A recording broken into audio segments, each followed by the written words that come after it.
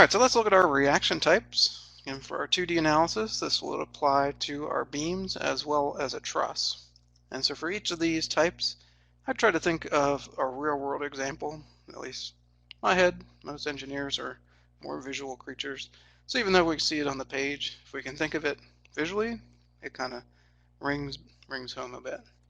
The first one, a roller support, gives us the one reaction normal to the surface, shown by the circle. My real-world example for this one would be maybe an exercise ball you see at a typical gym, if you could go to them. Mainly because you can sit on the ball, so it's going to support your load vertically. More importantly, what else can you do? You can translate left to right, as well as rotate front to back. So our 2 degrees of freedom that are permitted at a roller are just that, translation and rotation. Our second one, our pin support, shown here by our triangle, provides that second restraint, in this case horizontal, so RH and RV. A good real-world example for this would be maybe a door hinge. Why?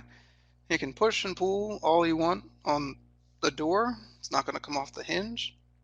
What will it do? It will rotate about that point. Meaning our degree of freedom that's permitted at a pin is just that, rotation. This is also important when we get to our truss analysis, because every joint in a truss is assumed to be pin supported. Meaning we have 2 unknowns, horizontal and vertical, at every joint in a truss. Our last one is our fixed support, shown by the series of dashed lines, picks up our 3rd degree of freedom, which is our rotation. So our moment there. Our real-world example for this one might be maybe a flagpole embedded into the ground.